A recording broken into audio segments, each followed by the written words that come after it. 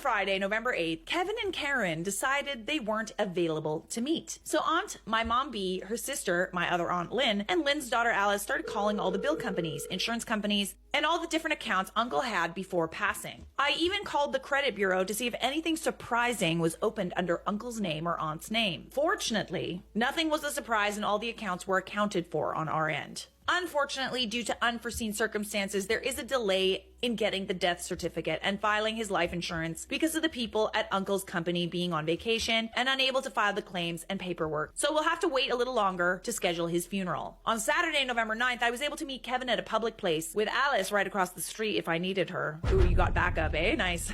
I'm your backup. And I told him that I'm now in charge of his mother's accounts, living trust, living will, and basically everything in her life. He shocked me by being docile the entire time I was talking. Docile? That's unexpected. Kind of disappointing. I was hoping he would be angry. Damn. Definitely fishy. He and I were as close as siblings for the first 18 years of our lives, but drifted apart due to me going to college and both of us starting our own lives. I told him that he really messed up here, and I'm not going to allow this behavior anymore. I also told him I have no qualms calling Adult Protective Services or the police on him or his sister if their behaviors do not straighten up. He surprised me again by telling me that he needs to change his spending habits and attitude.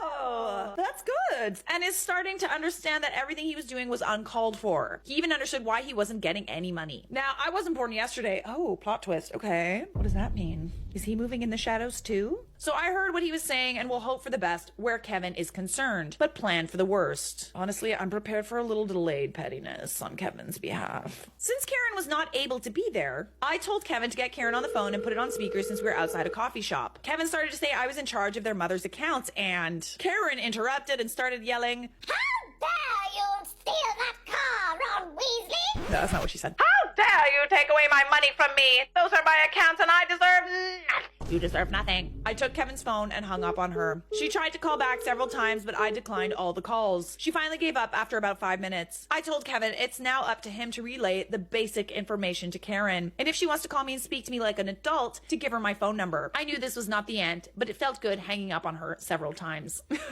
Now for the last piece of drama for today. Today, the Social Security check went through for my aunt's account, and for whatever reason, my uncle's check from October went to his account instead of aunt's. Before we could go to the bank to see what we needed to do to transfer the funds, someone accessed uncle's account and tried to withdraw all the funds. Well, that's stupid. Yeah, it looks like you gotta sue some people. Luckily, we froze his account with the bank, and we attempted to ask who tried to take the money out of his account. The bank said until they have the death certificate, they can't release any information to us. I called Kevin and hinted that someone tried to hack into uncle's account and steal money. He sounded genuinely shocked and even checked his own account to see if anyone tried to also get into his account. I asked him for Karen's number and called her, where I also hinted the same to her. She started the call sounding arrogant, and I started talking about how concerned I was about everything that's happening, and I'm going to tell the bank to call the police so we can file charges. Her voice started to shake when I mentioned getting the police involved because the bank said they would release the information to me when a death certificate is provided. She was like, "Oh, yeah, you should do that." Then I reminded her that stealing from the bank is a federal crime. And I hope they add on the charges of financial elderly abuse on top of the federal charge. It took a while for her to answer, but her voice was shaking even more than before. I asked how her husband was getting along in the Navy and asked after her newborn baby girl, but she suddenly had to hang up the phone. At this point, I don't think anything she can or will do is going to surprise me, but I'm looking forward to making that final decision to get the police involved. That was, how you say, oddly satisfying. Not even oddly, just plain satisfying. It's funny how when there are deaths in the family, that it really just brings out the worst in people. Even before there's a death in the family, you can start to see the buzzards circling a little bit. The idea of being like somewhat happy about your parents passing away because you're gonna get something out of it is so f***ed up. Well done on protecting your aunt and uncle, my dear. Let this serve as a lesson to any buzzards who want to circle around their vulnerable parents.